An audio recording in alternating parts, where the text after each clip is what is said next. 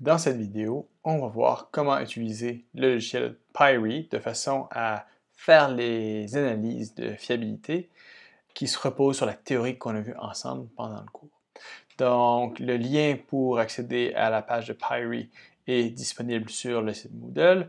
Donc, vous pouvez aller télécharger le software Pyre sur le site GitHub ou vous pouvez directement aller ici dans Getting Started. Si on va en fait, ici dans l'installation, on peut directement installer ce Pyre en utilisant la commande ici, ou si vous avez téléchargé le dossier déjà, en utilisant la commande. Donc, je fais l'hypothèse que vous avez déjà installé Python 3.4, qui est nécessaire de façon à faire tourner Pyre.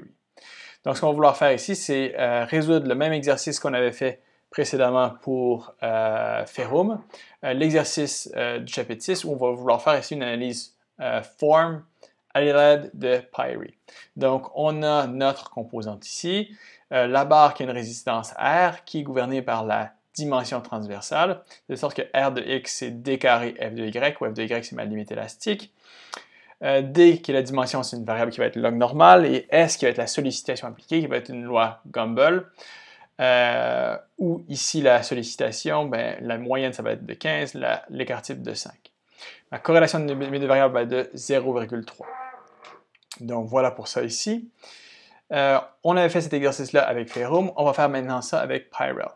Donc si on regarde ici, donc toute la documentation, c'est accessible ici dans Pyrel. Je vous invite à référer à ce site si vous voulez faire des analyses plus poussées. Là, ce qu'on va voir ici, c'est comment est-ce qu'on peut faire une analyse form. Donc ici, on doit importer Pyre. Donc c'est important dans votre dossier que votre dossier Pyre soit accessible où vous travaillez. Donc j'ai mon dossier Pyre ici. J'ai mon fichier pyreexample.py. Donc on importe Pyre. On a besoin de la librairie NumPy qu'on appelle NP. On a besoin de SciPy. Et voilà ce qu'on a besoin ici comme dépendance. Ici, je vais venir définir mon bêta-m, mon pfm. C'est la même nomenclature qu'il y avait exactement dans Ferrum, parce qu'en fait, le package Pyre, c'est comme une copie dans Python de ce qui a déjà été développé dans Ferrum. Donc, dans le cas où on aurait une analyse système, où on a besoin de plusieurs fonctions d'état limite, on aurait pu faire une loop ici pour plusieurs fonctions d'état limite. Dans mon cas ici, j'ai une seule fonction de limite. Donc, il y a range 1. OK, donc maintenant, ce que je vais avoir ici, voilà, ça ce sont des variables, en fait, je n'ai pas besoin de ces variables-là, ça aurait pu directement être effacé. Parfait. Donc ici, comme j'ai une seule loop, je vais directement rentrer dans cette boucle if, je vais définir ma fonction d'état limite, c'est-à-dire pour mes variables aléatoires que j'appelle D et S, D puissance 2 fois 0,3, qui est ici ma limite élastique, moins S. Donc, je vais définir ma moyenne écart type. Donc, pour ma variable D, ma variable S, parfait. Donc, maintenant, dans Stochastic Model, je vais venir définir quelles sont mes variables aléatoires. Donc, quelles sont les densités de probabilité. Donc, on regarde ici pour la loi log normale, j'ai D. Pour ma variable S, ma sollicitation, j'ai type 1 largest value, soit une Gumbel. Donc, ils sont paramétrés ici automatiquement par les moyennes et écart type. Et ici, on définit la matrice de corrélation qui, par défaut, va venir utiliser une loi de Natta. Donc, je donne ma matrice de corrélation. On regarde ici, il n'y a pas d'option d'analyse, donc ce sont les analyses par défaut. On va ici ne pas imprimer les résultats.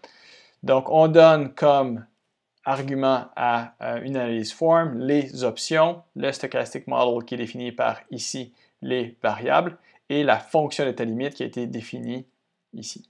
Donc, une fois qu'on a ça, ça va faire tourner notre analyse form, ça va retourner notre résultat d'analyse. Ici, on peut aller extraire bêta, notre indice de fiabilité, notre probabilité de défaillance, notre alpha, qui est notre vecteur gradient négatif normalisé, et notre point de conception.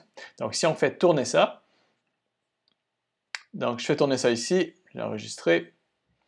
Donc, c'est parti. On voit 1.66, 0,047, donc c'est mon indice de fiabilité, ma probabilité de défaillance, et on a ici mon gradient négatif normalisé et mon point de conception.